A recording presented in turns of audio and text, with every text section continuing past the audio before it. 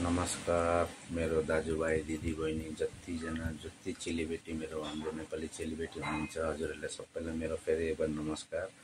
आज सन्डे थियो र आज यति राम्रो अवसर मदर्स डे थियो। त आज निश्चय तपाईहरुले आफ्नो मम्मीलाई आमालाई फोन गरेर कुरा दुई चारवटा मिठो कुरा गर्नुभयो होला। अगर गर्नु भएन होला भने गर्नुस्, अहिले पनि टाइम छ। आजको दिन उहाँहरूलाई राम्रो गरिदिनु होला र मेरो तर्फबाट हजुरको सबैको आमालाई जति चेलीबेटी दाजुभाइ दिदीबहिनी हुनुहुन्छ, अङ्कल आन्टी जति पनि हुनुहुन्छ उहाँको आमालाई मेरो तर्फबाट ह्याप्पी मदर्स डे।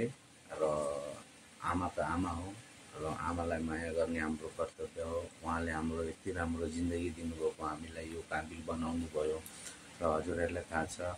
यो भिडियोको माध्यमले म यो भन्न चाहन्छु कि आमा सबैले आफ्नो आमालाई त माया गर्छ, तर आज खास दिनको हिसाबले उनीहरूलाई महसुस गराउनुहोस्। हजुरहरूले यति बिन्ती छ, निवेदन छ, हजुरले उहाँहरूलाई एकदम खुसी महसुस गराउनुहोस्। आजको दिन हजुर जति पनि बाहिर बसेको चेलीबेटी दाजुभाइ जति पनि मेरो मित्र हुनुहुन्छ या ठुलो सालो अब हामी एउटा फ्यामिली जस्तै हो। त रिक्वेस्ट छ हजुरले अगर फोन गर्नुभयो भने त राम्रै हो, गर्नुभएको छैन भने पनि जसले यो भिडियो हेर्नुभयो कृपया गर्नु होला। 2 मिनेट भए पनि सकेसम्म भिडियो कल गर्नु होला, भिडियो कल नभए पनि भोइस कलमै गर्नु होला। र बाहिर बसेको साथीभाइ दाजुभाइलाई यही भन्न चाहन्छु कि फोन गरेर 2-4 मिनेट राम्ररी बोलिदिनुहोस्, खुसीले आमालाई माया गरिदिनुहोस्। त उहाँलाई पनि आजको रातको निन्द यति सुकुनले जान्छ।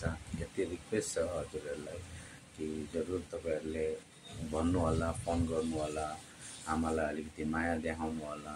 आमाले त हजुरलाई डेली माया गर्नुहुन्छ, मलाई थाहा छ हजुरले पनि आमालाई माया गर्नुहुन्छ, तर आजको दिन चाहिँ अलिक अलगै हो। त आजको दिनलाई, आजको यो त्योहार भनौँ कि जे भनौँ मदर्स डे स्पेशलमा यही कारण मैले भिडियो बनाएर पोस्ट गर्दैछु कि हजुरहरूले पनि गर्नु। मैले पनि गरेको छैन तर म गर्दैछु अहिले। रिक्वेस्ट छ सबैहरूलाई कि आफ्नो आमालाई फोन गरेर भिडियो कल गरेर सकेसम्म बोल्नुहोस्। 2-4 मिनेट राम्ररी आनन्दले खुसीले गर्नुहोस् होला। हजुरहरूलाई यही भन्नु थियो र यही हो हाम्रो आमा हो। जति जे गरे पनि आमाको माया त कहिले कम हुन्न। हजुर बिहा गरेर ठुलो हुनुभयो र हजुर बुढै हुनुभयो, तर आमाको नजरमा हजुर त सानै हुनुहुन्छ र आमाको माया तपाईँ ठुलो भएर नानी सानी भएपछि पनि उहाँको माया तपाईँको प्रति कम हुन्न। त यही भन्न चाहन्छु। फेरि एक बार हजुरको सबैको आमालाई मेरो तर्फबाट ह्याप्पी मदर्स डे र आफ्नो आफ्नो ख्याल राख्नु होला, सकेसम्म फोन गर्नु होला। र मेरो तर्फबाट यही भन्नु थियो, आफ्नो ख्याल राख्नु। Happy Sunday. अनि लाइक कमेन्ट गर्नु र कमेन्टको माध्यमले या फिर डाइरेक्ट मेसेज गरेर मसँग पनि बोल्नु। म त हजुरकै फ्यामिली एउटा हो, सकेसम्म कुरा सेयर गर्नु ल है। ल त ह्याप्पी मदर्स डे फेरि एक बार। र फोन गर्नु नभुल्नु, फोन गर्नु होला आमालाई है। ल त जय गोर्खा।